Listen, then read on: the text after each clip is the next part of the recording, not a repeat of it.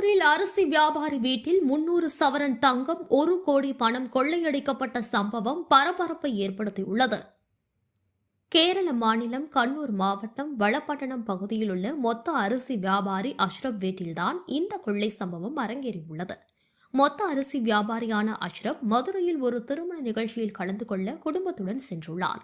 இந்நிலையில் வீட்டின் ஜன்னல் கிரில் கம்பியை அறுத்து உள்ளே நுழைந்த கொள்ளையர்கள் விலைமதிப்பற்ற பொருட்கள் பதிக்க வைக்கப்பட்டிருந்த படுக்கையறை லாக்கரை உடைத்து 300 சவரன் தங்கம் மற்றும் 1 கோடி ரூபாய் ரொக்கம் ஆகியவற்றை கொள்ளையர்கள் எடுத்து சென்றுள்ளனர்.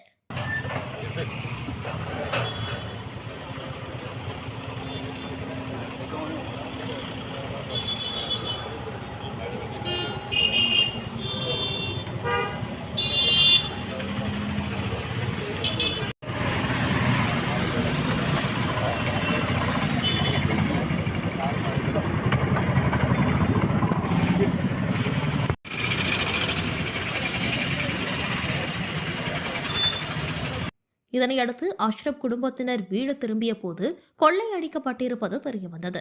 இதனையடுத்து அஷ்ரப் அளித்த புகாரின் அடிப்படையில் சிசிடிவி கேமரா காட்சிகளை ஆய்வு செய்து கொள்ளையர்களை வலைவீசி தேடி வருகின்றனர். ഒരാൾക്ക് കയറാൻ പാകത്തിനുള്ള ഒരു ദ്വാരം ഉണ്ടാക്കിയതിനു ശേഷം അതിലൂടെ മോഷ്ടാക്കൾ അകത്ത് കടന്നു എന്നുള്ളതാണ് ഇതിൽ ഏറ്റവും പ്രധാനപ്പെട്ട ഒരു കാര്യം. അടുക്കള ഭാഗത്തുകൂടെയല്ല, പുറകുവശത്തേക്ക് ജനൽ കമ്പി പൂർണ്ണമായും അടർത്തിയെടുത്താണ് അകത്ത് കടന്നിട്ടുള്ളത്. 3 റൂമുകളുണ്ട് ഈ